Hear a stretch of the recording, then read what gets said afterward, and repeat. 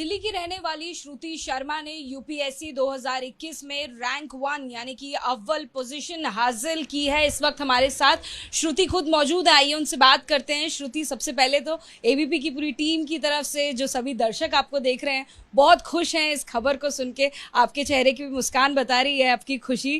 क्या कहेंगे, sink in कर पाए हैं इस फीलिंग को?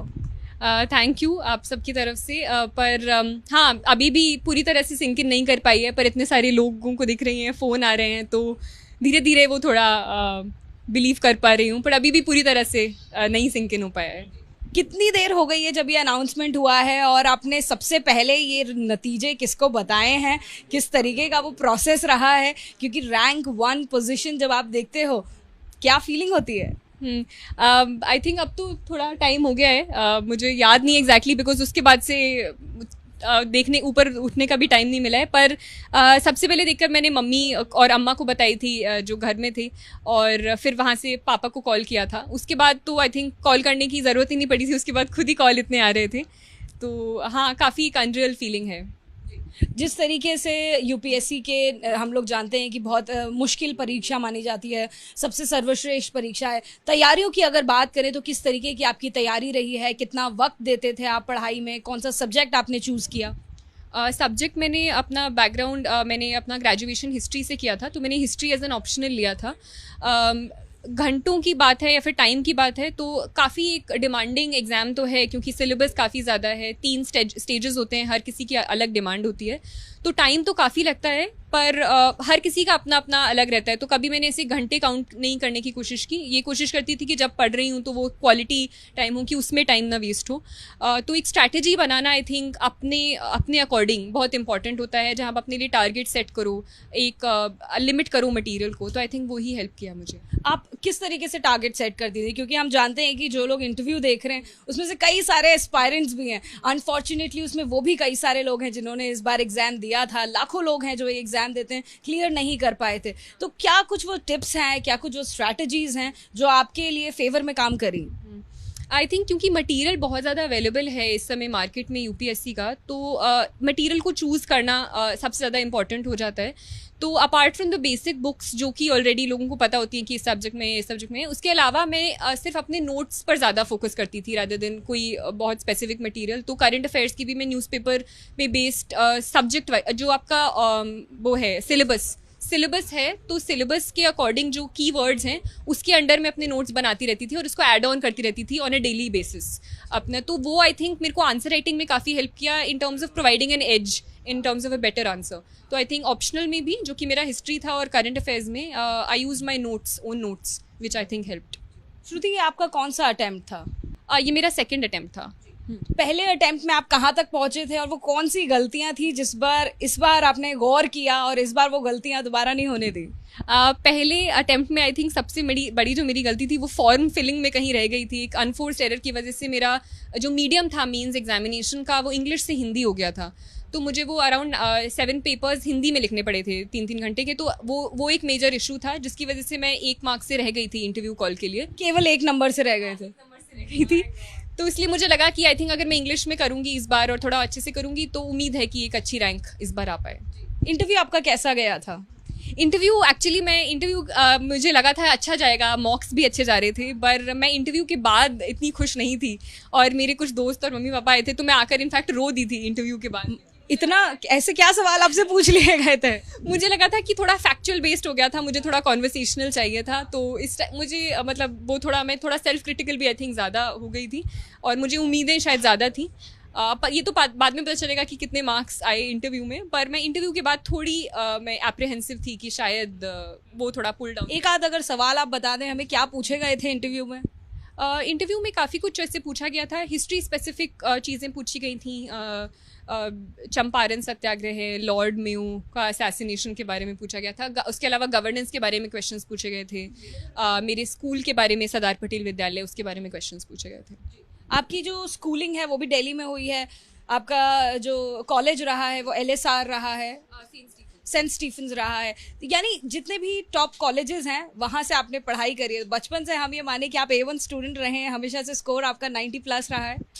थैंकफुली आई मीन एक ऐसा इन्वायरमेंट हमेशा एक बहुत एक मेजर फैक्टर होता है आपका परफॉर्मेंस के लिए। तो आई थिंक शुरू से ही पेरेंट्स का वो, और मैं प्रिविलेज थी कि मैं दिल्ली में अच्छे स्कूल में गई, तो वो एक हेल्प किया एक अच्छे कॉलेज में घुसने में। तो वो एक कंटिन्यूस प्रोसेस होता है, तो हर चीज़ उसके अंदर एक मैटर करती है, ना कि सिर्फ मेरिट।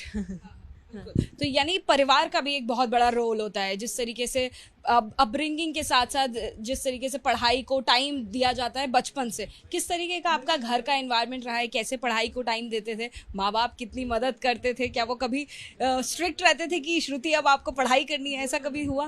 मम्मी तो शुरू से काफ़ी स्ट्रिक्ट रहती थी, तो वो आई थिंक एक मेजर फैक्टर रहा था। हमारे को थोड़ा शुरू में टाइम भी फिक्स्ड होता था कि आधे घंटे से ज़्यादा नहीं देखना है टीवी और ये है वो। तो शुरू से वो एक एनवायरनमेंट रहा है जिसने थोड़ा शेप किया वो एक पढ़ने के एनवायरनमेंट को। अब यूपीएससी की तैयारी जब आपकी करीबन 2 साल से हम मान सकते हैं कि आपने 2 अटेम्प्ट्स अभी दिए हैं, तो 2 साल से आप करीबन यूपीएससी की तैयारी करें, तो इस दौरान अपने आप को क्या सोशल मीडिया से दूर रखते हैं या फिर सोशल मीडिया के लिए भी जगह बनाते हैं, बाहर घूमने फिरने के लिए भी जगह बनाते हैं? क्या टाइम ऐसे बैलेंस हो पाता है? हाँ, आई थिंक ये पर्सन टू पर्सन डिपेंड करता है। कुछ लोग कम्प्लीटली कट ऑफ करके ही फोकस कर पाते हैं, या ब्रेक ज़्यादा नहीं। मुझे पर्सनली ऐसा बहुत ज़्यादा मैं स्ट्रिक्ट अपना नहीं रखती थी। मैं सोशल मीडिया प्लेटफॉर्म्स पर थी, मैं ज़्यादा एक्टिव नहीं हूँ, but I use to be, मतलब सारे प्लेटफॉर्म्स पर थी मैं ब्रेक्स भी लेती रहती थी। तो आई थिंक मेरा पर्सनल स्टडी स्टाइल ऐसा ही था कि मैं पढ़ने के बाद मुझे चाहिए होता था कुछ ब्रेक, या फिर मैं जाती आती फ्रेंड्स के साथ भी, पर एक सॉर्ट ऑफ ब्रीदर चाहिए था। ब्रीदर के तौर पर क्या करते थे? ब्रीदर के तौर पर मैं मुझे पोएम्स पढ़ना पसंद है, मुझे मुझे मूवीज़ देखना पसंद है, तो ये मैं करती हूँ। बाकी मुझे वॉक्स लेना बहुत पसंद है, तो जब भी मेरा मन करता था मैं वॉक लेने चली जाती थी। हाल ही में कौन सी पिक्चर आपने देखी हो जो याद हो आपको? हाल ही में तो अभी मैं एक्चुअली स्ट्रेंजर थिंग्स, एक वो है वेब सीरीज़ है, वो देख रही हूँ, तो वही अभी दिमाग में आ रही है। यानी जितने भी रीसेंट मूवीज़ हैं, जितनी रीसेंट सीरीज़ हैं, वो सब भी आप फॉलो कर रहे हैं, पढ़ाई भी आप पूरे 100% दे पा रहे हैं। जो एस्पायरेंट्स आपको देख रहे हैं वो कंफ्यूज हो गए होंगे, तैयारी कैसे करें कि हम टॉपर से सीखें और क्लियर भी कर लें। नहीं, ये वाली जो चीज़ें मैं देख रही हूँ वो इसलिए देख पा रही हूँ क्योंकि अभी इंटरव्यू खत्म हुआ था और थोड़ा एक ब्रीदर था। अगर आप कंटिन्यूस लेवल पर अब सीरीज़ को फॉलो करोगे तो ऑब्वियसली आप सीरियसली नहीं पढ़ पाओगे।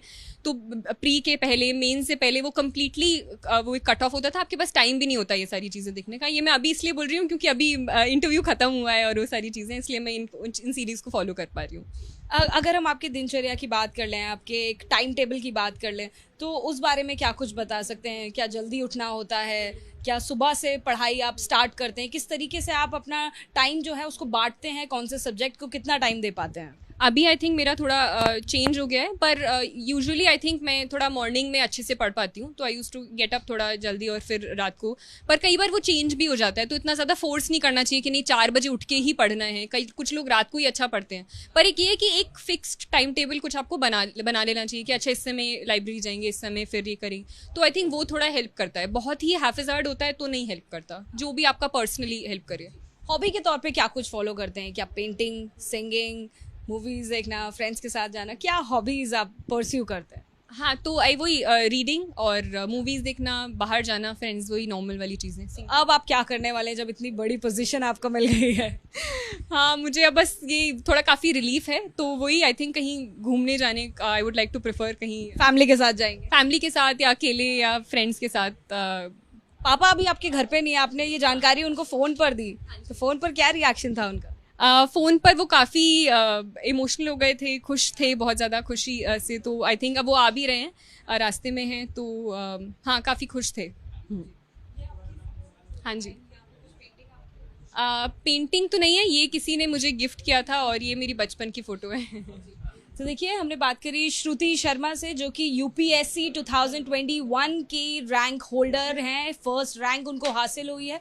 सभी सब्जेक्ट्स को बैलेंस करना, यानी कि कोई किसी तरीके से जो तैयारियां हैं उसमें कोई खामी ना रहे, इसलिए सभी सब्जेक्ट्स को पूरी तरीके से बैलेंस करती रही हैं। अपनी हॉबी को भी फॉलो करती रही हैं और फिलहाल इस फीलिंग को सिंक कर रही हैं। अपने पेरेंट्स को बता दिया है और पेरेंट्स उनके भावुक हैं और इस पल को फिलहाल एंजॉय कर रहे हैं। कैमरा पर्सन मनोज त्रिपाठी के साथ जातिका सिंह, एबीपी न्यूज़, दिल्ली।